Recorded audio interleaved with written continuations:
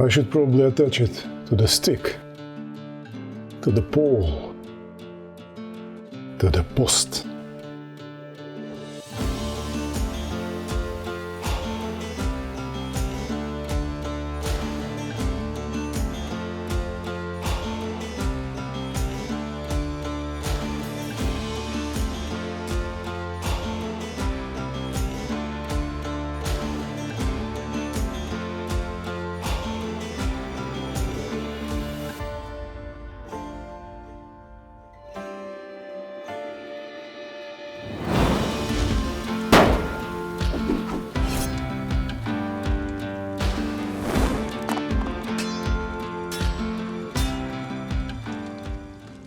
Hello everyone, and welcome back to Gerald's Forge, a place where I craft terrain for tabletop games and occasionally create LED-powered lanterns. This episode will focus specifically on building and painting the lantern posts for this ancient overgrown shrine diorama. And the great thing about it is that the techniques shown here are the same ones used in the creation of various other objects and elements of the whole build. This is the continuation of the series of videos dedicated to the ancient shrine. And if you haven't watched the first episode, I highly recommend that you do. The link for it should be up there somewhere. So let's get right on the next step of the build. Next step was to create a wooden beam that would be holding a lantern. I took another scrap of piece of foam and gauged how long and thick it should be, using the previously built lantern as a guide of how it's going to look when finished. I've cut the foam to the width that would be slightly less than the post itself.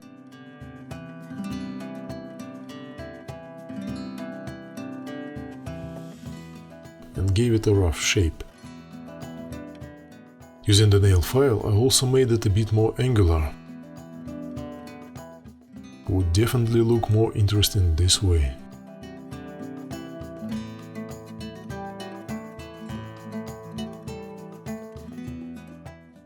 In the middle of this process, I remembered to apply a soft wooden texture and a few cuts to the new elements of the lantern that I assembled before.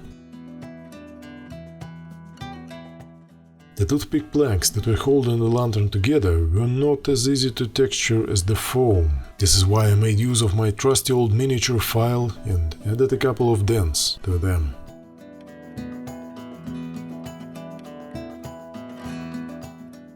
The beam supporting the future lantern on the post needed holes for the wires to go through.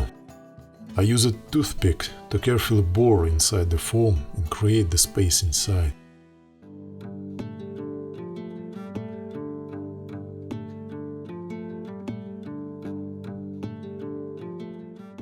Making the holes in the thick post was much easier because I didn't have to worry as much about ripping the foam. I pierced it until the space inside was joined up from the bottom of the post and from the side where the wires to the lantern would go. Toothpicks were used primarily to make the initial opening, followed by the round-shaped model file, which allowed to widen the space.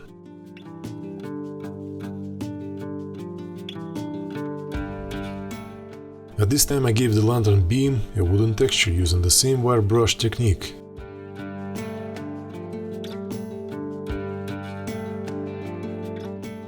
And a sharp pencil, creating a simple ornament on both of the sides.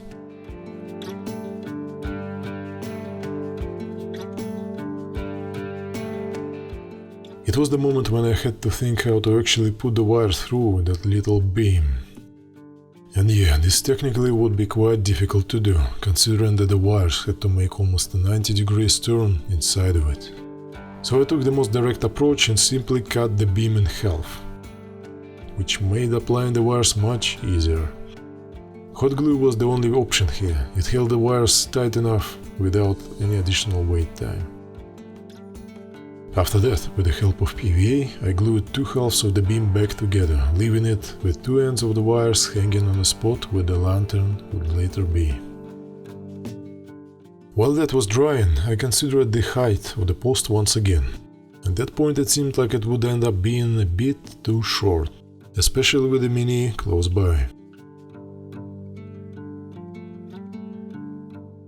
I decided to make use of that initial rocky base that came out too small, as it would serve well after the rock texture would be sanded off. But before applying it, I had to put the wires through the post first. They slid inside without an issue, as the opening was wide enough. I pushed the wires through the cut at the top of the post, making them come out to the side where the lantern beam would be glued and attached.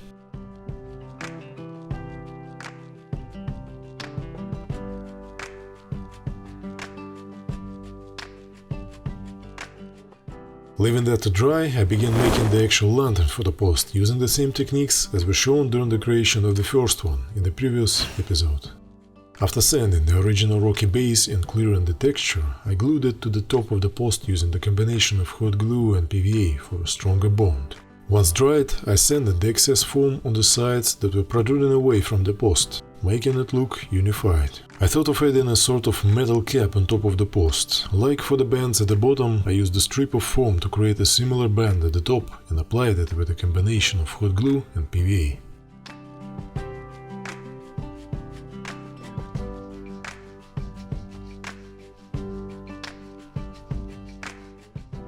Then I simply added a small flat piece of foam to the very top and gave it, as well as the band below, a slight angle at the edges using the nail file. With the help of wire brush and sharp pencil, I once more applied wood texture to the spots that needed it most.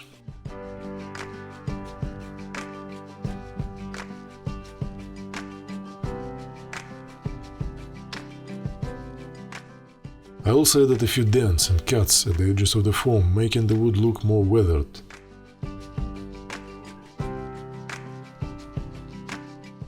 The cap piece of the post also received the metal texture with the wire brush. The protruding beam would only benefit from addition of a support element, which would serve also as a decor element to the completed post.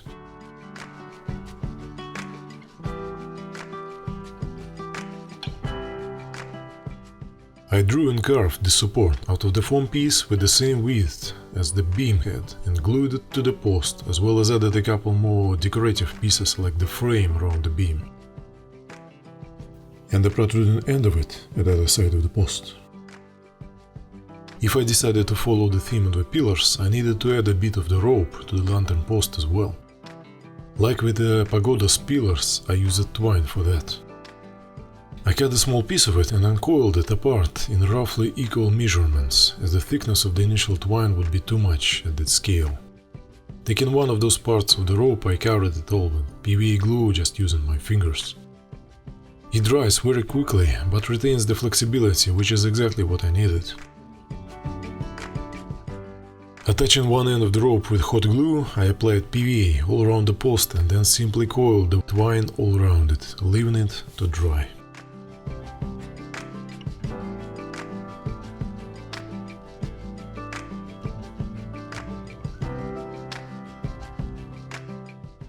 Making use of this drying time, I continued with the lantern for the post, giving it some finishing touches and decorative foam elements.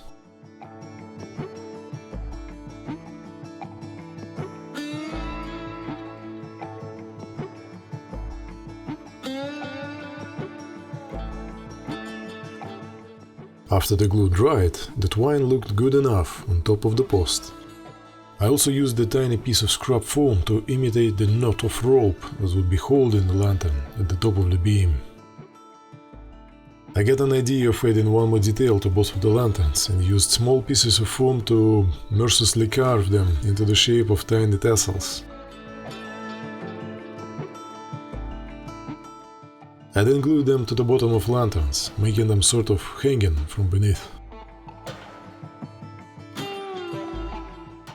After soldering another LED to the wires coming out of the post, I tried attaching the lantern onto it to assess the overall look of the post. Then I held the wires on the other end to the working switch I made for the original lantern and tested the connection. And there was this warm feeling of joyful accomplishment, even if it was only about something little and tiny like this. Using the thick mix of joint compound and PVA glue, I covered the exposed part of the wires, trying to make it look like it's a solid piece of rope holding the lantern. Before I began painting the lantern post, I had to figure out a way to hold it in the proper way, considering the wires coming out of its base. I found a little piece of cardboard that had a cut from the side, and that happened to be just perfect for the job. Using the drop of hot glue, I attached the post to the middle of it. For the lantern I used the cotton swab, removed the cotton from one side and through the hole for LED, mounted the lantern on its tip with a little blob of hot glue. This kept it firm enough for painting.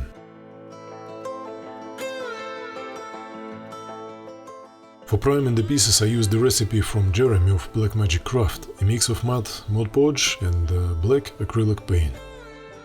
Something like Mod Podge is used primarily for paper crafting, things like decoupage. But it covers and strengthens XPS foam in a perfect way just as well, while black paint serves as a prime color for the surface. I used wet brush and applied the mix in a thin layer all across the post, trying to get into every groove of the texture without actually obscuring the details. The lanterns also had to be covered, but because of the smaller details and the fact that I had to leave the baking paper clear to let it retain some of the transparency, I used a smaller brush for this, until everything was nice and black.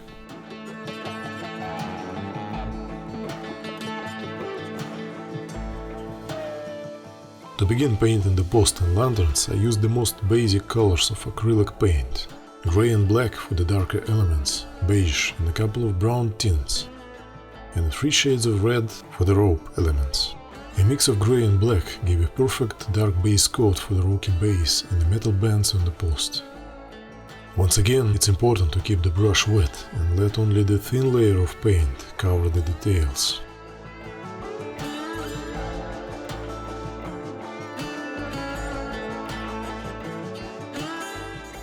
Using the simple gray color and leaving most of the paint of the brush on the paper towel, I dry brushed the edges of the rocks on the base of the post, letting the high points stand out. I decided to use one more color here, and that is white, to create a lighter gray tint. Again, I left only a bit of that paint on the brush and highlighted the edges of the metal bands this time. This is the moment when those pointy indents from the wire brush can be clearly seen on the metal texture.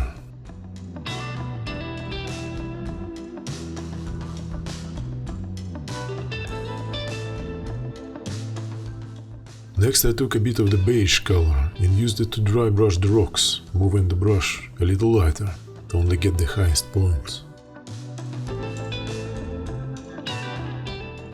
The metal bands needed something to get the edges stand out a little more. I grabbed one of the metallic model paints, Citadel Stormfrost Silver, and using the same dry brushing technique, carefully applied it to the bands.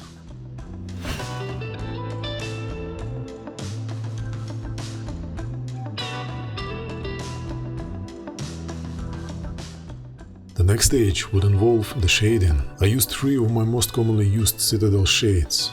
They would be quite expensive to use on terrain, but for a little project like this I decided to make an exception. I used Agrax Earth shade, the brown wash, to get the grooves between some of the rocks at the bottom. I also covered the rocks themselves here and there, as that would make the color change the tint a little and make the base look more interesting. The metal bands would then receive a cover of black wash, Nuln Oil, filling all of their dents and recesses. I also applied a little bit of green wash, BL10 green, the lower part of the rocky base, to make it look more weathered and moldy.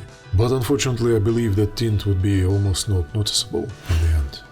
Getting to painting the wooden post itself, I made a mix of dark red and brown, creating a sort of deep reddish base coat.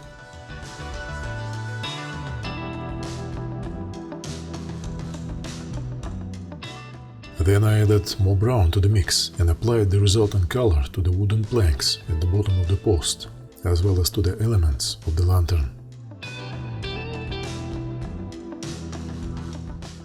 Once the paint was dry, I used the same brown wash to cover the wood, letting it flow into the grooves left by wire brush and pencil.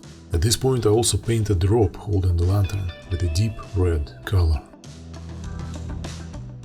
Then I went to dry brush the bottom wood planks with a light brown color.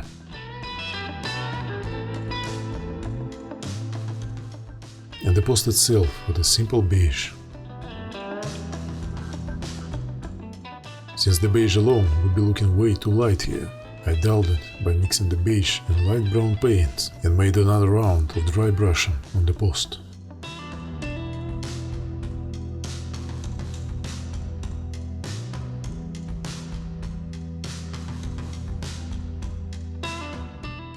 I also used the lighter shade of red on the tiny brush to get the highlights on the rope elements of the post, painted in deep red previously. I was quite happy with how the post turned out to be, and I liked how it followed the color theme of the pillars.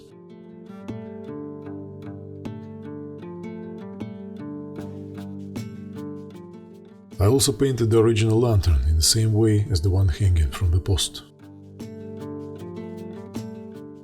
At this point I also remembered to cover that repaired seam on the damaged pillar of the pagoda. And that's it for this episode. I hope you enjoy watching it as much as I do building it, and some of the techniques working with materials shown here were useful to you. In the following episodes I will cover the assembly of the lightning elements of the diorama, how I got all of those wires laid out nicely inside of it, and how I created and recreated the plant life for this overgrown shrine. Thanks for watching, and if you found inspiration in my work, or it was simply fun to watch, let me know in the comment section below. And don't forget to subscribe to help this crafting channel grow. And I'll see you in the next episode. Wait a minute. How in the realms have I got into this place? That cartographer is gonna get it.